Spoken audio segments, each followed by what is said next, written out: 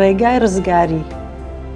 بۆ ئەوەی ڕاستگۆ بین بەرامبەر بەوشەی خوددا دەبێ باوەڕ بهێنین و فێر بین کە باوەڕهێنان بە عیسای مەسیح تاکە ڕێیە بۆ ژیانی هەتاهەتایی. بۆ ئەوەی ڕاستگۆ بین بەرامبەر بەوشەی خوددا دەبێ باوەڕ بهێنین و فێر بین کە باوەڕهێنان بە عیسای مەسیح تاکە ڕێیە بۆ ژیانی هەتاهەتایی. ئەمە بنەمایەکی زۆر بەهێزە و تا ڕادەیەک تاکە. لێرەدا عیسا پەیامێکی زۆر گرنگ ئاشکرا دەکات بۆ ئەو خەڵکەی کە خەریکن گوێی لێدەگرن، کە خۆیان وا دەردەخەن گوایە باوەڕیان بە خوددا و بە مەسیح هێناوە، بەڵام ڕاستی ئەوەیان نەدەزانی کە ئەو کێیە. وا فێرکردنەکانی عیسا دیاریکراو دەبێت دەربارەی ئەوەی کە خۆی کێیە، هەروەها کێن ئەوانەی کە ڕزگاری بە میرات وەردەگرن. چوار هاوشێوە بەکاردەهێنێت. ئاماژە بە دەرگای تەسک و دەرگای بەرین دەکات. ئاماژە بە ڕێگای سەخت و ڕێگای بەرین دەکات.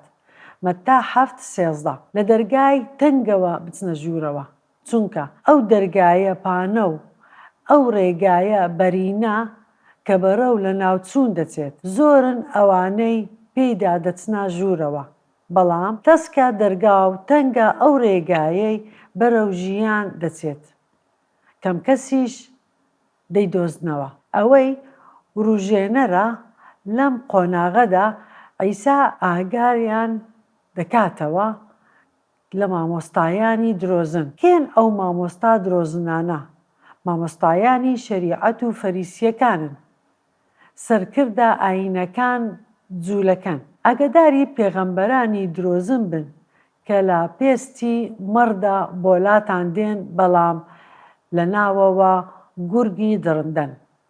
لە لۆقا 11:43 دەفەرموێ: بەڵام قوڕ بەسەرتان فەریسیەکان، ئێوە دەیەکی پونگ و ڕازیانە و هەموو سەوزەوات دەدەن، بەڵام دادپەروەری و خۆشەویستی خوددا پشتگوێ دەخەن. پێویستە ئەمانە پەیڕەو بکەن و ئەوانەی دیکەش پشتگوێ نەخەن. قوڕ بەسەرتان فەریسیەکان، چونکە حەستان لە ڕێزی پێشەوەی کەنیشت و سڵاو لێکردنتانە لە بازاڕدا. بۆچی بەهۆی لووتبەرزی و لەخۆ باییبوون وەکو بینیمان ئەوان نوێژ دەکەن و دەبەخشن و بە ڕۆژوو دەبن، بەڵام بۆ شکۆی خۆیان. عیساش لە وتاری سەرچیا ئاماژە بەمە کرد.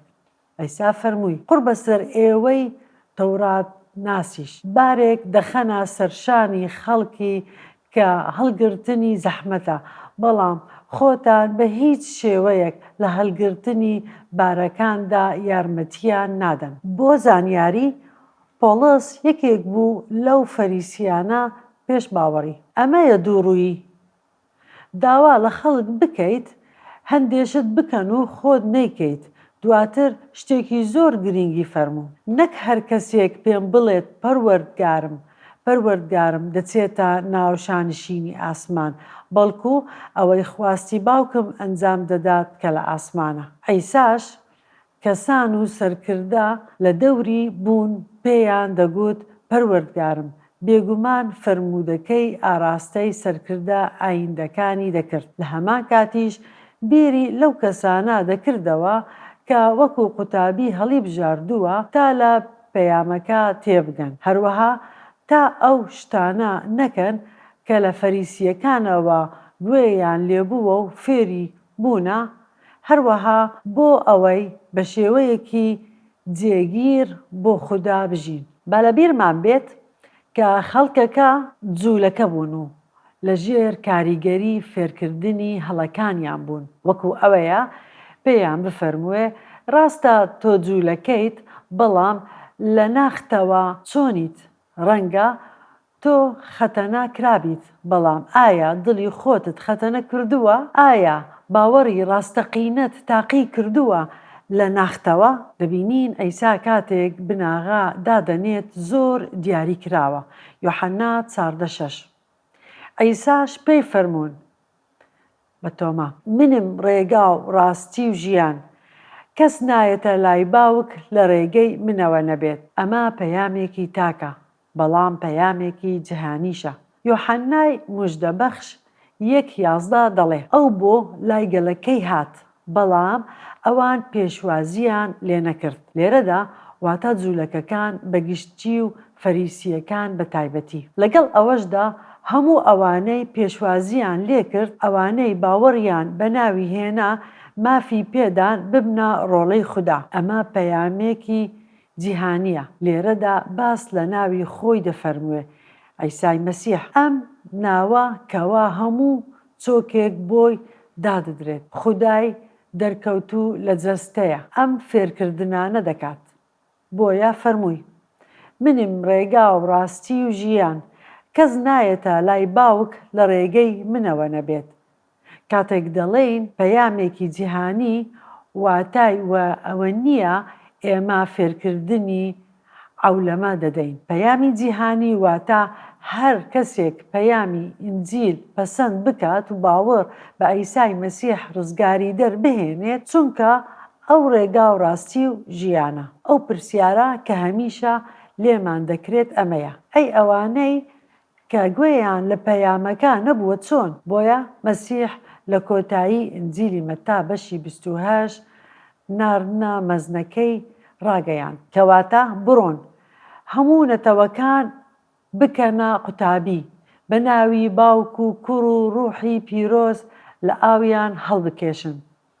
فێریان بکەن باکار بکەن بە هەموو ئەو شتانەی کەرام سپاردوون. دڵنیا بن من هەموو ڕۆژێک لەگەڵتانم هەتا کۆتایی زەمان. خوددا سەروەری ڕەهای هەیە بۆ نیعمەت و ڕزگاری. بەرپرسیارەتی پێداین کە پەیامی ڕزگاری بە هەموو جیهان بگەیەنین. بەرپرسیارەتیمان ئەوەیە کە نوێژ بکەین تا ئەم پەیامە لە هەموو جیهان بڵاو بێتەوە. هەمومان بەرپرسیارەتی خزمەتکردنمان لەسەرە. پێویستە ببەخشین و یارمەتی بدەین.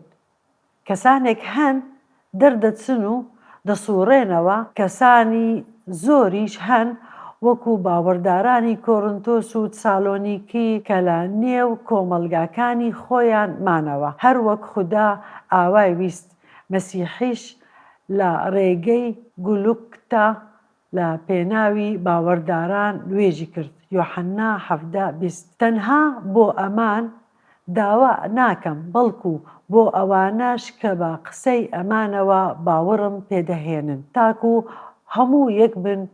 باوکە هەر وەک تۆ لە مندای و منیش لە تۆدام، با ئەوانیش لە ئێمەدا بن، تاکو جیهانی باوەڕ بهێنێت کە تۆ منت ناردووە. ئەو تەنها لە پێناوی قوتابیەکان نوێژ ناکات، بەڵکو بۆ هەموو باوەڕدارانی هەموو جاخەکانیش. ئێمەش بەشێکین لەو فەرمانە مەزنە.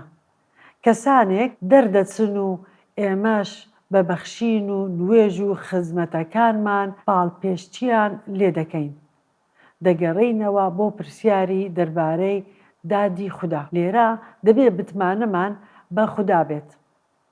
لە زەبووری 9:8 چی دەڵێ؟ بەڕاست و دروستی دادوەری جیهان دەکات، بە دادپەروەری گەڵان حکم دەدات. کەس ناتوانێت خوددا بە نادادی تۆمەتبار بکات.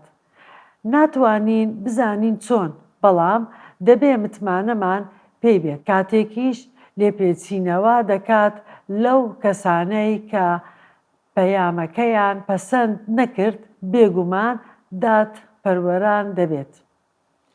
بیرمان بەم بابەتە سەرقاڵ ناکەین، جەخت دەکەینە سەر بەرپرسیارەتیمان.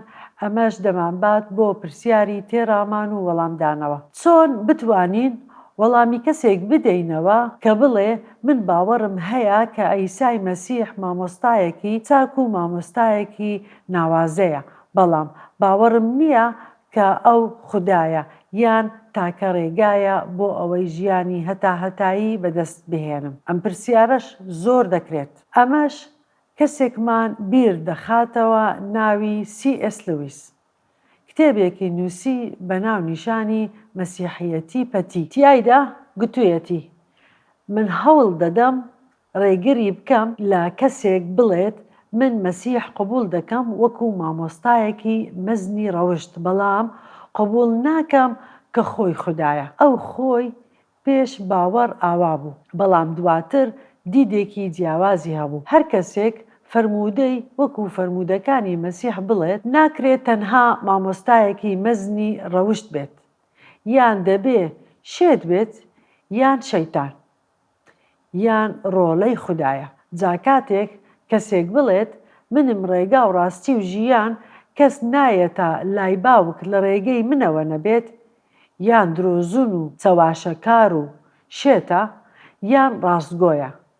جانیان ئەوەیە بێدەنگی بکەیت و بە شێتی بزانیت، یان چۆکی بۆدا بدەیت و بە پەروەردگار ناوی ببەیت. بۆچی هەموو ئەم فەرمودانەی فەرموو؟ چونکە خۆی خودای بەرجەستە بوو، هات بۆ ئەوەی قوربانی گوناهەکانمان بدات. جا با بنەماکە دووبارە بکەینەوە. بۆ ئەوەی ڕاستگۆ بین بەرامبەر بەوشەی خوددا، دەبێ باوەڕ بهێنین و فێر بین کە باوەڕهێنان بە عیسای مەسیح تاکە ڕێیە بۆ ژیانی هەتا هەتایی.